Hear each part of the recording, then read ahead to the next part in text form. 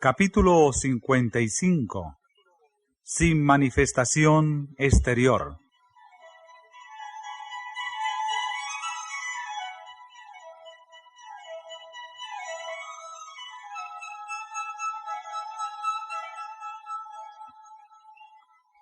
Algunos de los fariseos habían venido a Jesús y le habían preguntado cuándo había de venir el reino de Dios. Habían pasado más de 3 años desde que Juan el Bautista diera el mensaje que a manera de toque de trompeta había repercutido por el país. Arrepentíos, que el reino de los cielos se ha acercado.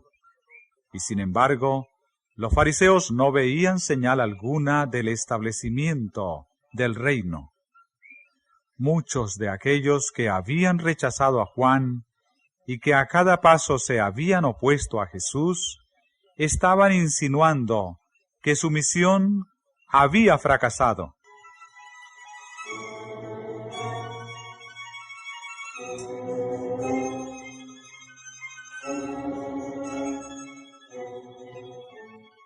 Jesús contestó: el reino de Dios no vendrá con advertencia o manifestación exterior, ni dirán, helo aquí, o helo allí, porque he aquí el reino de Dios entre vosotros está.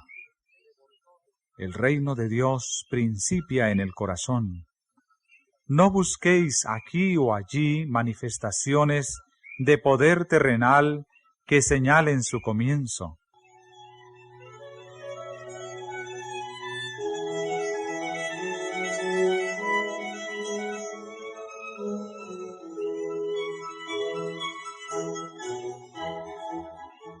Tiempo vendrá, dijo dirigiéndose a sus discípulos, cuando desearéis ver uno de los días del Hijo del Hombre y no lo veréis, por cuanto no va acompañada de pompa mundanal, estáis en peligro de no discernir la gloria de mi misión.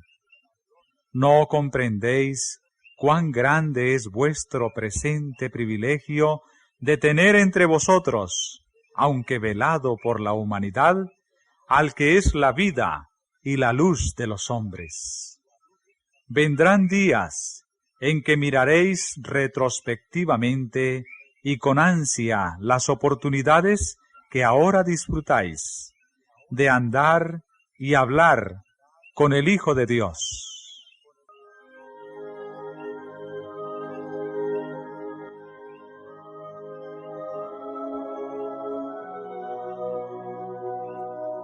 Por causa de su egoísmo y mundanalidad, ni los discípulos de Jesús podían comprender la gloria espiritual que Él procuraba revelarles. No fue sino hasta después de la ascensión de Cristo al Padre y del derramamiento del Espíritu Santo sobre los creyentes, cuando los discípulos apreciaron plenamente el carácter y la misión del Salvador. Después de recibir el bautismo del Espíritu, comenzaron a comprender que habían estado en la misma presencia del Señor de gloria. A medida que les eran recordados los dichos de Cristo, sus mentes se abrían para comprender las profecías y entender los milagros obrados por Él. Las maravillas de su vida pasaban delante de ellos y parecían hombres que despertaban de un sueño. Comprendían que aquel Verbo fue hecho carne y habitó entre nosotros, y vimos su gloria, gloria como del unigénito del Padre, lleno de gracia y de verdad.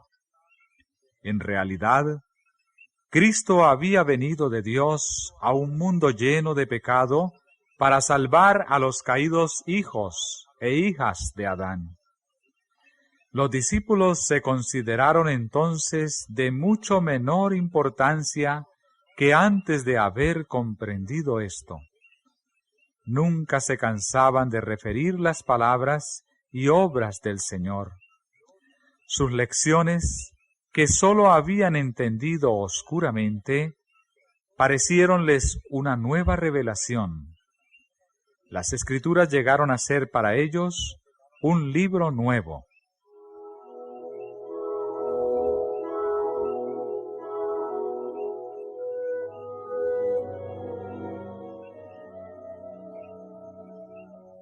Mientras los discípulos escudriñaban las profecías que testificaban de Cristo, llegaron a estar en comunión con la divinidad y aprendieron de aquel que había ascendido al cielo a terminar la obra que había empezado en la tierra.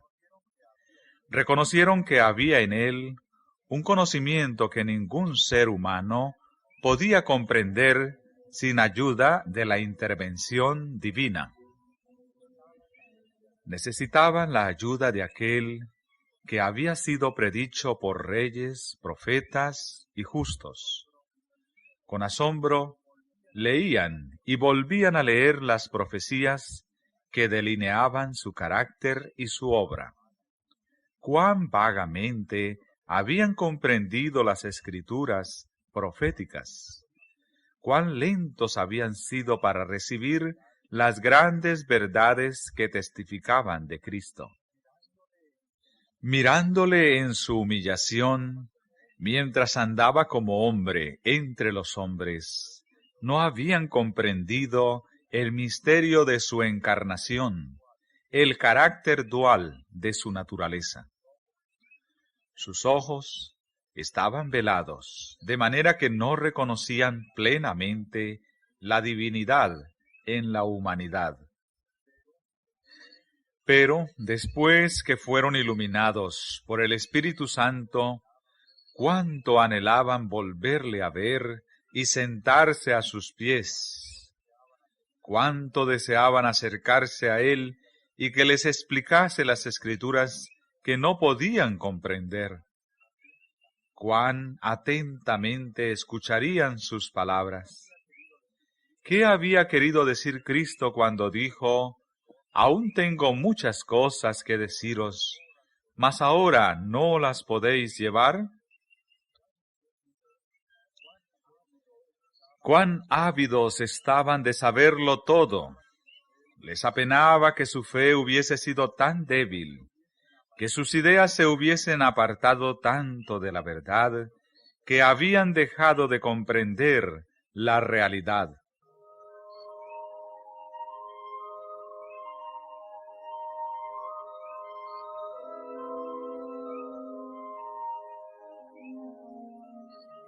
Había sido enviado por Dios un heraldo que proclamase la venida de Cristo para llamar la atención de la nación judía y del mundo a su misión, a fin de que los hombres pudiesen prepararse para recibirle.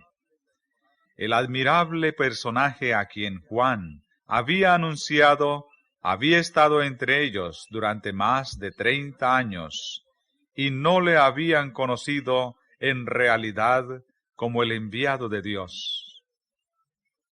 El remordimiento se apoderó de los discípulos porque habían dejado que la incredulidad prevaleciente impregnase sus opiniones y anublase su entendimiento. La luz de este mundo sombrío había estado resplandeciendo entre su lobreguez, y no habían alcanzado a comprender de dónde provenían sus rayos. Se preguntaban por qué se habían conducido de modo que obligara a Cristo a reprenderlos.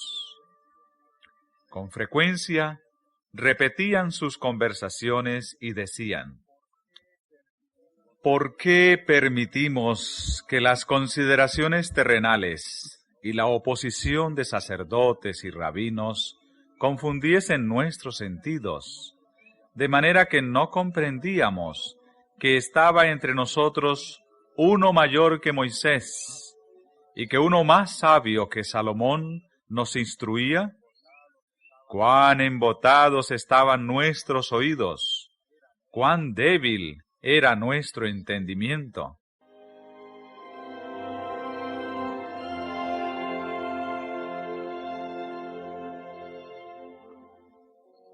Tomás no quiso creer hasta que hubo puesto su dedo en la herida hecha por los soldados romanos. Pedro le había negado en su humillación y rechazamiento. Estos dolorosos recuerdos acudían claramente a sus mentes. Habían estado con él, pero no le habían conocido ni apreciado. Mas cuánto conmovían esas cosas su corazón al reconocer ellos su incredulidad.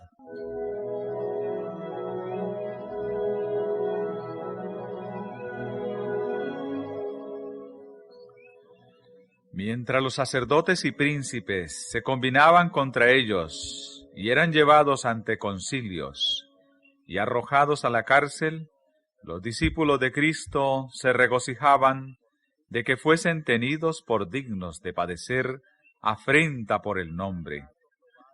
Les era grato probar ante los hombres y los ángeles que reconocían la gloria de Cristo y querían seguirle aún perdiendo todo lo demás.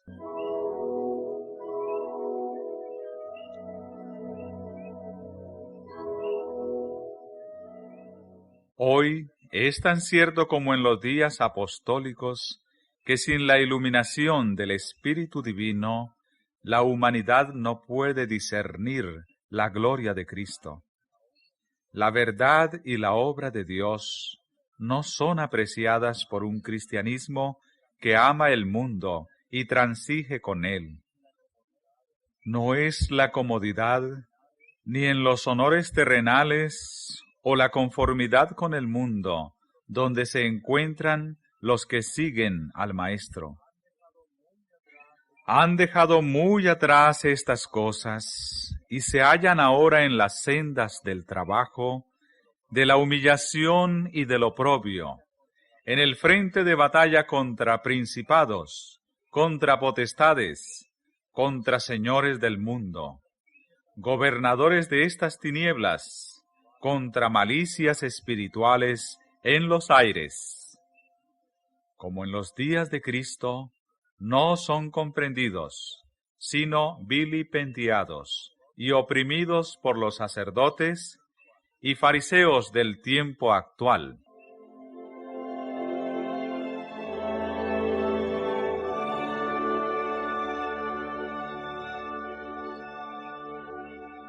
El reino de Dios viene sin manifestación exterior. El Evangelio de la gracia de Dios, con su espíritu de abnegación, no puede nunca estar en armonía con el espíritu del mundo. Los dos principios son antagónicos. Mas el hombre animal no percibe las cosas que son del Espíritu de Dios, porque le son locura, y no las puede entender, porque se han de examinar espiritualmente.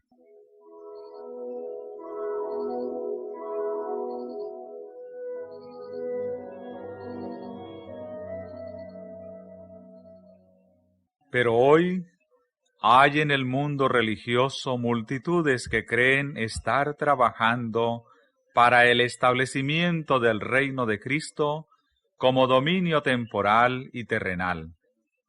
Desean hacer de nuestro Señor el Rey de los reinos de este mundo, el gobernante de sus tribunales y campamentos, de sus asambleas legislativas, sus palacios y plazas. Esperan que reine por medio de promulgaciones legales impuestas por autoridad humana. Como Cristo no está aquí en persona, ellos mismos quieren obrar en su lugar, ejecutando las leyes de su reino. El establecimiento de un reino tal es lo que los judíos deseaban en los días de Cristo.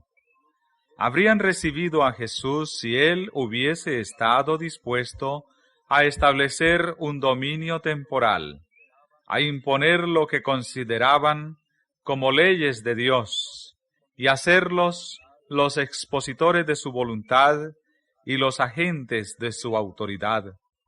Pero él dijo: mi reino no es de este mundo. No quiso aceptar el trono terrenal.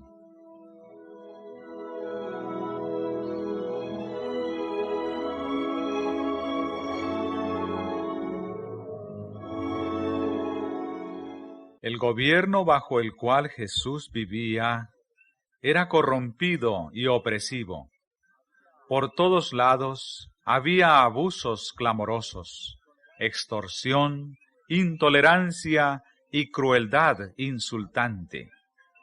Sin embargo, el Salvador no intentó hacer reformas civiles, no atacó los abusos nacionales, ni condenó a los enemigos nacionales. No intervino en la autoridad ni en la administración de los que estaban en el poder.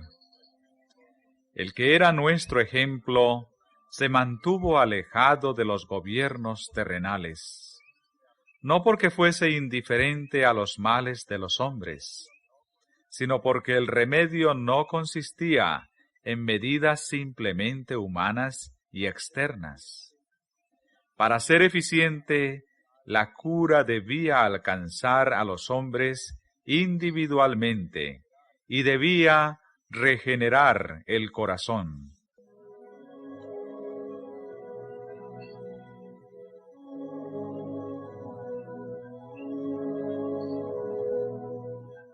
No por las decisiones de los tribunales o los consejos o asambleas legislativas, ni por el patrocinio de los grandes del mundo, ha de establecerse el reino de Cristo, sino por la implantación de la naturaleza de Cristo en la humanidad por medio de la obra del Espíritu Santo. Mas a todos los que le recibieron, dióles potestad de ser hechos hijos de Dios, a los que creen en su nombre, los cuales no son engendrados de sangre, ni de voluntad de carne, ni de voluntad de varón, mas de Dios. En esto consiste el único poder capaz de elevar a la humanidad. Y el agente humano que ha de cumplir esta obra es la enseñanza y la práctica de la palabra de Dios.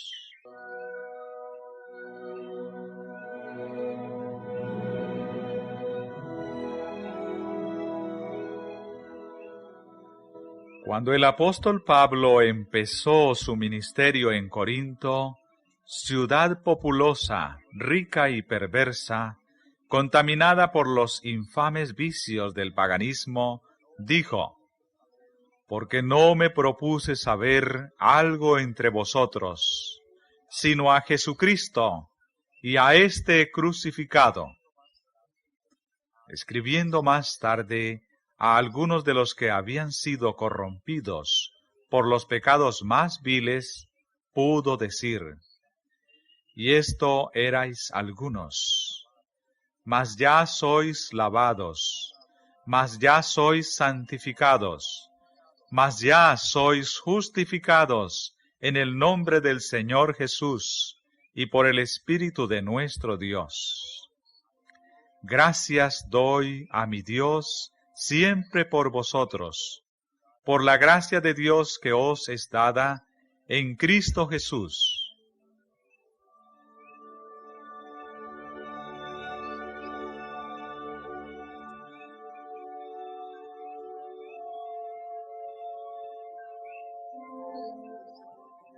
Ahora, como en los días de Cristo, la obra del reino de Dios no incumbe a los que están reclamando el reconocimiento y apoyo de los gobernantes terrenales y de las leyes humanas, sino a aquellos que están declarando al pueblo en su nombre aquellas verdades espirituales que obrarán en quienes las reciban, la experiencia de Pablo. Con Cristo estoy juntamente crucificado, y vivo, no ya yo, mas vive Cristo en mí. Entonces, trabajarán como Pablo, para beneficio de los hombres.